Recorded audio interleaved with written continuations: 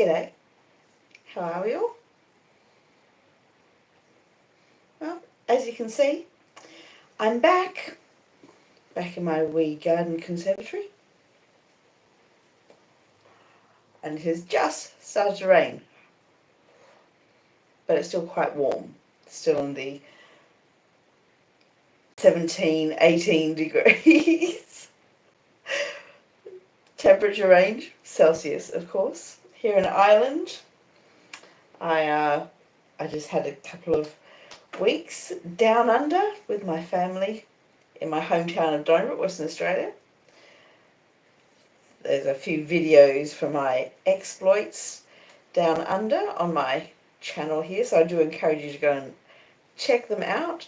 There's one that's called Tripping the Light Fantastic down in Lingalonga, and if you're into 420 or perhaps psychedelic side of life, then I suggest you tune in, turn on, and drop out, as Mr. Leary suggested while you watch the old Tripping the Light Fantastic Lingalonga.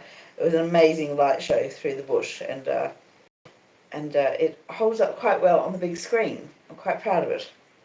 So go and check that out. Also, there's just little funny vignettes from my trip down under, as well as one of my lives from my favourite bath in the world. In the house that I moved into 30 years ago, I got to pick the bathroom and design the layout of the bathroom, and it's held up. I think it's still a beautiful bathroom, and I do like to relax in my which is now my daughter's house. In my house, what was my house, now my daughter's house, down under in the bath. It's nice to slip back into old habits now and then, isn't it? But anyway, I'm now back. It was rainy and wintry down in WA, but it was still about the same temperature as it is here now. It's actually a little bit warmer here because Ireland is always more humid than my hometown. The cloud cover is a lot lower in Ireland, and things are always a little bit warmer and more humid than where I come from originally. Well, when I say originally, how originally do you want to be?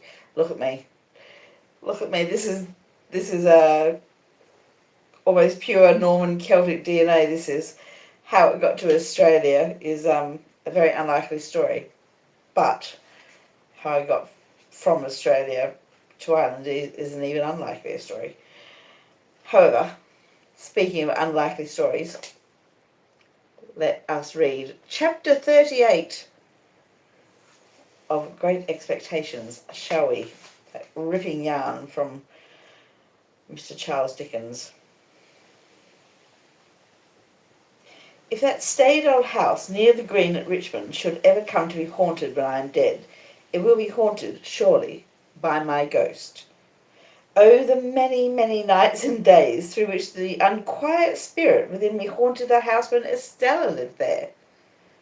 Let my body be where it would, my spirit was always wandering about that house. The lady with whom Estella was placed, Mrs. Brandley by name, was a widow, with one daughter several years older than Estella. The mother looked young and the daughter looked old. The mother's complexion was pink and the daughter's was yellow. The mother set up for frivolity and the daughter for theology. They were in what is called a good position and were visited by numbers of people. Little, if any, community feeling subsisted between them and Estella, but the understanding was established that they were necessary to her and that she was necessary to them. Mrs. Brandley had been a friend of Miss Havisham's before the time of her seclusion. In Mrs. Brandley's house and out of Mrs. Brandley's house, I suffered every kind and degree of torture that Estella could cause me. The nature of my relations with her, which placed me on terms of familiarity without placing me on terms of favour, conduced to my distraction. She made use of me to tease other admirers, and she turned the very familiarity between herself and me to the account of putting a constant slight on my devotion to her. If I had been her secretary, steward, half-brother, poor relation, if I had been a younger brother of her appointed husband, I could not have seemed to myself further from my hopes when I was nearest to her. The privilege of calling her by her name and hearing her call me by mine became, under the circumstances, an aggravation of my trials, and while I think it likely that it almost maddened her other lovers, I knew too certainly that it almost maddened me. She had admirers without end. No doubt my jealousy made an admirer of everyone who went near her, but there were more than enough of them without that. I saw her often at Richmond. I heard of her often in town, and I used often to take her and the Brandleys on the water. There were picnics, fete days, plays, operas, concerts, parties, all sorts of pleasures through which I pursued her, and they were all miseries to me. I never had 1 hour's happiness in her society, and yet my mind all round the 24 hours was harping on the happiness of having her with me unto death. Throughout this part of our intercourse, and it lasted, as will presently be seen, for what I then thought a long time, she habitually reverted to that tone which expressed that our association was forced upon us. There were other times when she would come to a sudden check in this tone, and in all her many tones, and would seem to pity me. "Pip, Pip," she said one evening, coming to such a check when we sat apart at a darkening window of the house in Richmond, "will you never take warning?" "Of what?" "Of me." "Warning not to be attracted by you, do you mean, Estella?" "Do I mean? If you don't know what I mean, you are blind." I should have replied that love was commonly reputed blind, but for the reason that I always was restrained, and this was not the least of my miseries, by a feeling that it was ungenerous to press myself upon her when she knew that she could not choose but obey Miss Havisham. My dread always was that this knowledge on her part laid me under a heavy disadvantage with her pride, and made me the subject of a rebellious struggle in her bosom. "At any rate," said I have no warning given me just now, for you wrote me to come to you this time." "That's true," said Estella with a cold, careless smile that always chilled me. After looking at the twilight without for a little while, she went on to say, "The time has come round when Miss Havisham wishes to have me for a day at Satis. You are to take me there, and bring me back, if you will. She would rather I did not travel alone, and objects to my receiving my maid, for she has a sensitive horror of being talked of by such people. Can you take me?" "Can I take you, Estella?" "You can, then?" "The day after tomorrow, if you please. You are to pay all charges out of my purse. You hear the condition of your going?" "And must obey," said I. This was all the preparation I received for that visit, or for others like it. Miss Havisham never wrote to me, nor had I ever so much as seen her handwriting. We went down on the next day but one, and we found her in the room when I had first beheld her, and it is needless to add that there was no change in Satis house. She was even more dreadfully fond of Estella than she had been when I last saw them together. I repeat the word advisedly, for there was something positively dreadful in the energy of her looks and embraces. She hung upon Estella's beauty, hung upon her words, hung upon her gestures, and sat mumbling her own trembling fingers while she looked at her as though she was devouring the beautiful creature she had reared. From Estella she looked at me with a searching glance that seemed to pry into my heart and probe its wounds. "How does she use you, Pip? How does she use you?" she asked me again, with her witch-like eagerness, even in Estella's hearing.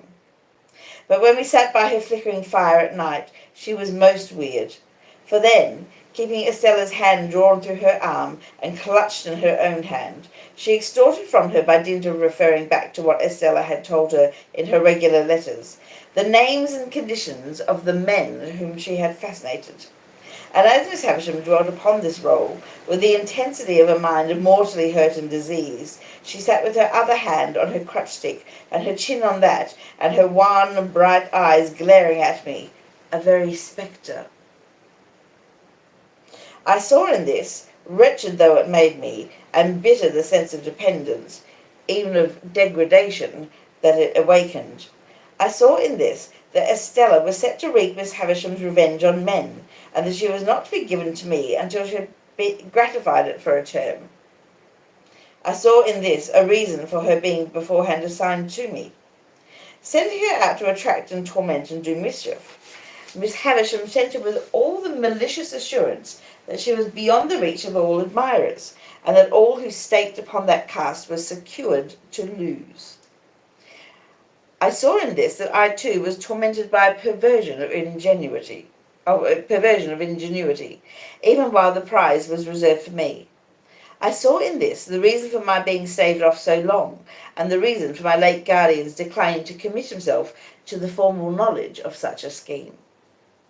In a word, I saw in this Miss Havisham as I had her then and there before my eyes, and always had her before my eyes. I saw in this the distinct shadow of the darkened and unhealthy house in which her life was hidden from the sun. The candles that lighted that room of hers were placed in sconces on the wall. They were high from the ground, and they burnt with the steady dullness of artificial light in air that is seldom renewed. As I looked round at them, and at the pale gloom they made, and at the stopped clock, and at the withered articles of bridal dress upon the table and the ground, and at her own awful figure with its ghostly reflection thrown large by the fire upon the ceiling and the wall, I saw in everything the construction that my mind had come to, repeated and thrown back at me. My thoughts passed into the great room across the landing where the table was spread, and I saw it written, as it were, in the folds of the cobwebs from the centrepiece, in the crawlings of the spiders of the cloth, in the tracks of the mice as they betook their little quickened hearts behind the panels, the gropings and pausings of the beetles on that floor. It happened on the occasion of this visit that some sharp words arose between Estella and Miss Havisham. It was the first time I had ever seen them opposed. We were seated by the fire, as just now described, and Miss Havisham still had Estella's arm drawn through her own, and still clutched Estella's hand in hers, when Estella gradually began to detach herself. She had shown a proud impatience more than once before, and had rather endured that fierce affection than accepted or returned it. "What?" said Miss Havisham, flashing her eyes upon her. "Are you tired of me?" "Only a little tired of myself," replied Estella, disengaging her arm and moving to the great chimney-piece, where she stood looking down at the fire. "Speak the truth, you ingrate!" cried Miss Havisham, passionately striking her stick upon the floor. "You are tired of me!" Estella looked at her with perfect composure, and again looked down at the fire. Her graceful figure and her beautiful face expressed a self-possessed indifference to the wild heat of the other that was almost cruel. "You stock and stone!" exclaimed Miss Havisham. "You cold, cold heart!" "What?"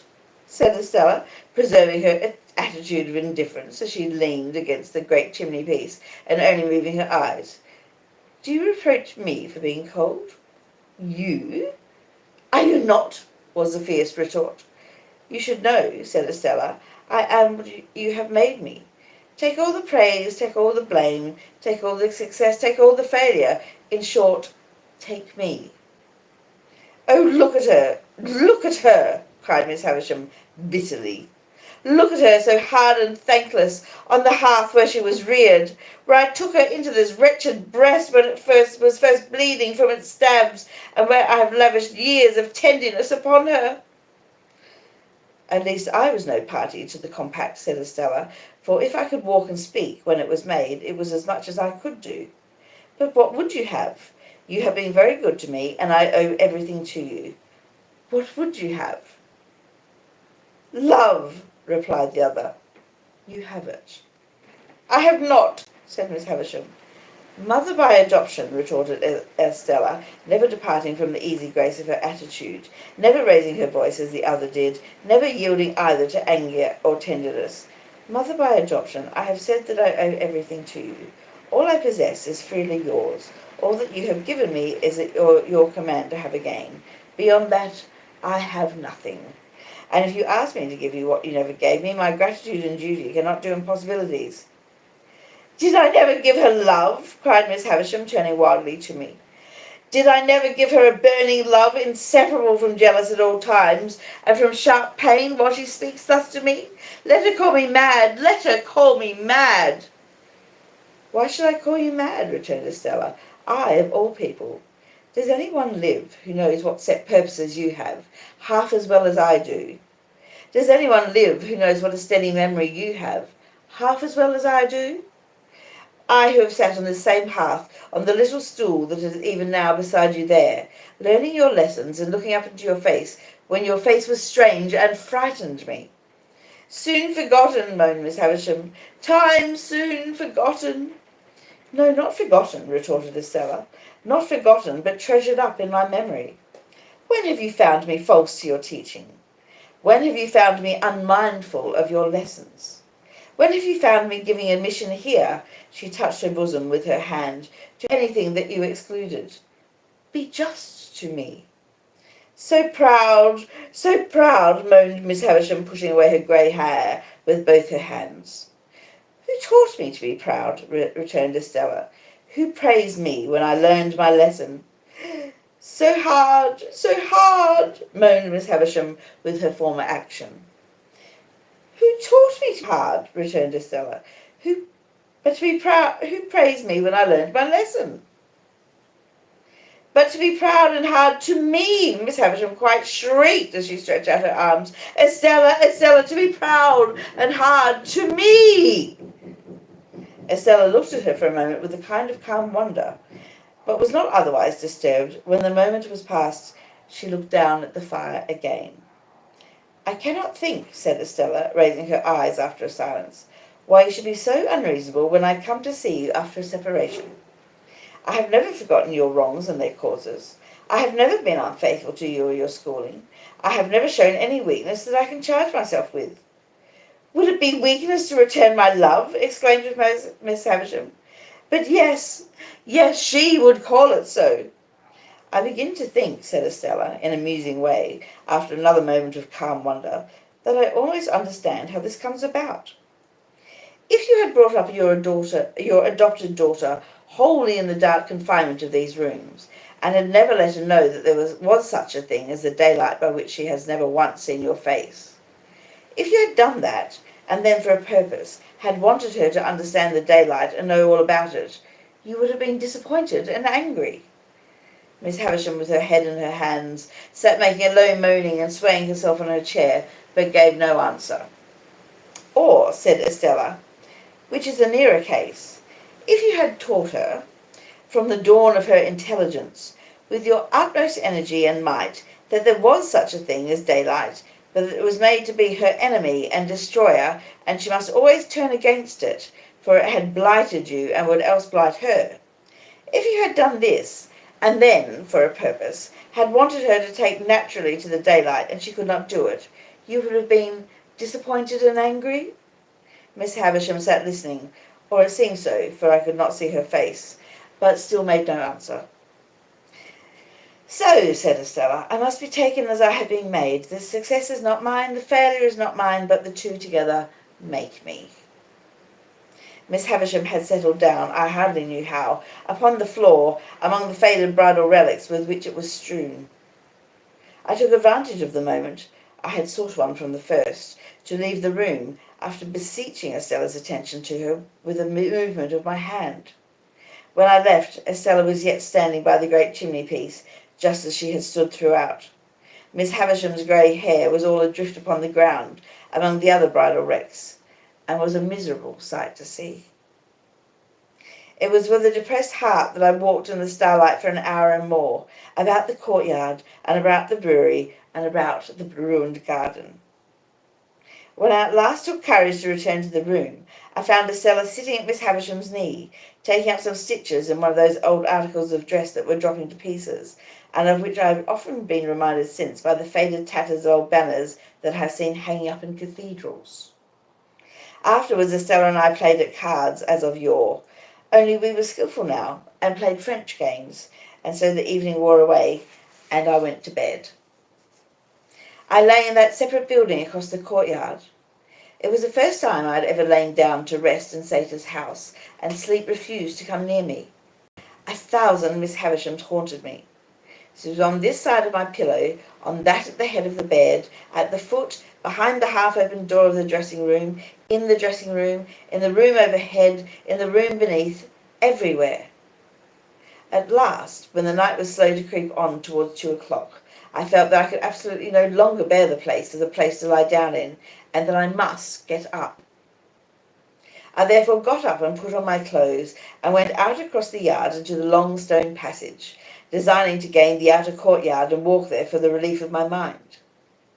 But I was no sooner in the passage than I extinguished my candle, for I saw Miss Havisham going along it in a ghostly manner, making a low cry.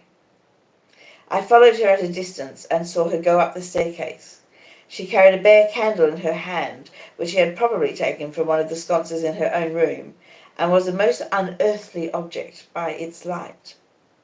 Standing at the bottom of the staircase, I felt the mildewed air of the feast chamber without seeing her open the door, and I heard her walking there, and so across into her own room, and so across again into that, never ceasing the low cry. After a time I tried in the dark both to get out and to go back, but I could do neither until some streaks of day strayed in and showed me where to lay my hands. During the whole interval, whenever I went to the bottom of the staircase, I heard her footstep, saw her candle pass above, and heard her ceaseless low cry. Before we left next day, there was no revival of the difference between her and Estella, nor was it ever revived on any similar occasion. And there were 4 similar occasions, to the best of my remembrances. Nor did Miss Havisham's manner towards Estella in any wise change, except that I believed it to have something like fear infused upon its former characteristics. It is impossible to turn this leaf of my life without putting Bentley Drummle's name upon it, or I would, very gladly. On a certain occasion, when the Finches were assembled in force, and when good feeling was being promoted in the usual manner by nobody's agreeing with anybody else, the presiding Finch called the Grove to order, forasmuch as Mr. Drummle had not yet toasted a lady, which, according to the solemn constitution of society, it was the brute's turn to do that day. I thought I'd see him leer in an ugly way at me while the decanters were going round, but as there was no love lost between us, that might easily be. What was my indignant surprise when he called upon the company to pledge him to Estella. Estella who? Said I. Never you mind, retorted Drummle. Estella of where? Said I. You are bound to say of where, which he was, as a Finch. Of Richmond, gentlemen, said Drummle, putting me out of the question, and a peerless beauty. Much he knew about peerless beauties, a mean miserable idiot, I whispered Herbert. I know that lady, said Herbert across the table, when the toast had been honoured. Do you? Said Drummle. And so do I added with a scarlet face. Do you? Said Drummle. Oh, Lord! This was the only retort, except glass or crockery, that the heavy creature was capable of making. But I became as highly incensed by it as if it had been barbed with wit, and I immediately rose in my place and said I could not but regard it as being like the Honourable Finch's impudence to come down to that grove. We always talked about coming down to that grove as a neat parliamentary turn of expression, down to that grove, proposing a lady of whom he knew nothing. Mr. Drummle, upon this, starting up, demanded what I meant by that, whereupon I made him the extreme reply that I believed he knew where I was to be found. Whether it was possible in a Christian country to get on without blood after this was a question on which the Finches were divided. The debate upon it grew so lively, indeed, that at least 6 more honourable members told 6 more during the discussion that they believed they knew where they were to be found. However, it was decided at last, the Grove being a court of honour, that if Mr. Drummle would bring never so slight a certificate from the lady, importing that he had the honour of her acquaintance, Mr. Pip must express his regret as a gentleman and a Finch for having betrayed into a warmth which. Next day was appointed for the production, lest our honour should take cold from delay, and next day Drummle appeared with a polite little avowal in Estella's hand that she had the honour of dancing with him several times. This left me no course but to regret that I had been betrayed into a warmth which, and on the whole to repudiate as untenable the idea that I was to be found anywhere. Drummle and I then sat snorting at one another for an hour, while the grove engaged in indiscriminate contradiction, and finally the promotion of good feeling was declared to have gone ahead at an amazing rate. I tell this lightly, but it was no light thing to me, for I cannot adequately express what pain it gave me to think that Estella should show any favour to a contemptible, clumsy, sulky booby so very far below the average. To the present moment, I believe it to have been referable to some pure fire of generosity and disinterestedness in my love for her that I could not endure the thought of her stooping to that hound. No doubt I should have been miserable whomsoever she had favoured, but a worthier object would have caused me a different kind and degree of distress. It was easy for me to find out, and I did soon find out, that Drummle had begun to follow her closely, and that she allowed him to do it. A little while, and he was always in pursuit of her, and he and I crossed one another every day. He held on in a dull, persistent way, and Estella held him on, now with encouragement, now with discouragement, now almost flattering him, now openly despising him, now knowing him very well, now scarcely remembering who he was. The spider, as Mr. Jaggers had called him, was used to lying in wait, however, and had the patience of his tribe. Added to that, he had a blockhead confidence in his money and in his family greatness, which sometimes did him good service, almost taking the place of concentration and determined purpose. So the spider, doggedly watching Estella, outwatched many brighter insects, and would often uncoil himself and drop at the right nick of time. At a certain assembly ball at Richmond, there used to be assembly balls at most places then, where Estella had outshone all other beauties, this blundering Drummle so hung about her, and with so much toleration on her part, that I resolved to speak to her concerning him. I took the next opportunity, which was when she was waiting for Mrs. Brandley to take her home, and was sitting apart among some flowers, ready to go. I was with her, for I almost always accompanied them to and from such places. "Are you tired, Estella?" "Rather, Pip." "You should be." "Say, rather, I should not be, for I have my letter to Satan's house to write before I go to sleep." "Recounting tonight's triumph," said I. "Surely a very poor one, Estella." "What do you mean?" "I didn't know there had been any." "Estella," said I, "do look at that fellow in the corner yonder, who is looking over here at us." "Why should I look at him?" returned Estella, with her eyes on me instead. "What is there in that fellow in the corner yonder, to use your words, that I need look at?" "Indeed, that is the very question I want to ask you," said I, "for he has been hovering about you all night." "Moths and all sorts of ugly creatures," replied Estella, with a glance towards him, "hover about a lighted candle. Can the candle help it?" "No," I returned, "but cannot the Estella help it?"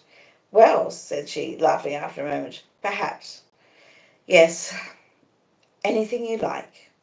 But, Estella, do hear me speak. It makes me wretched that you should encourage a man so generally despised as Drummle. You know he is despised."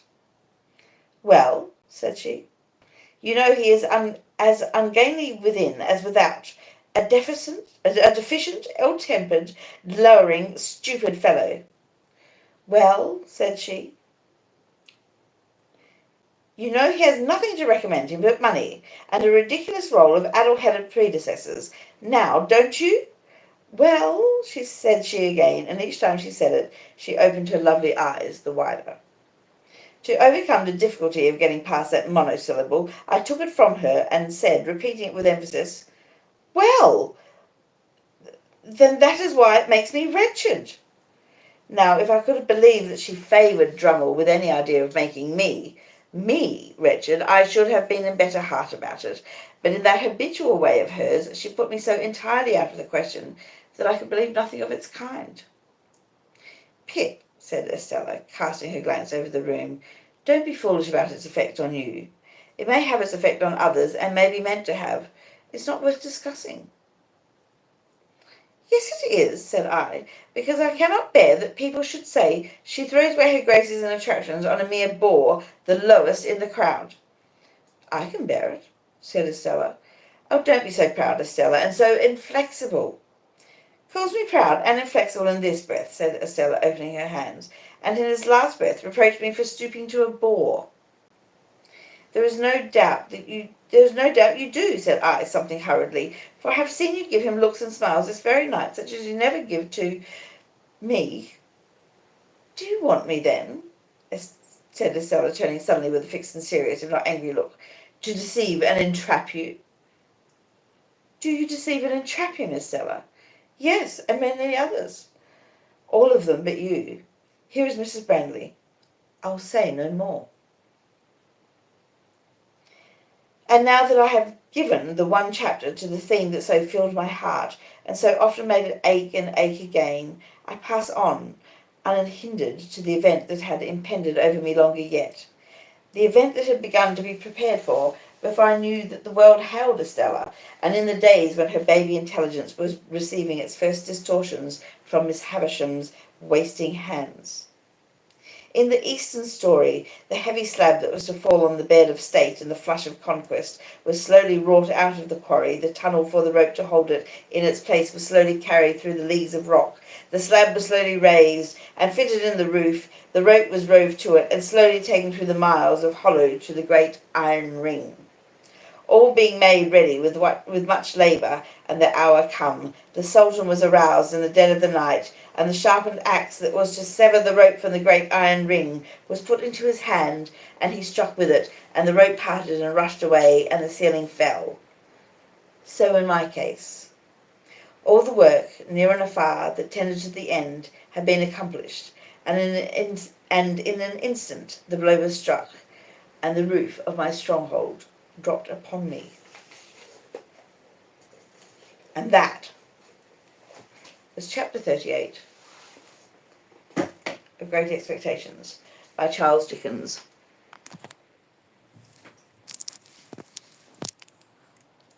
So I do thank you all for hanging about.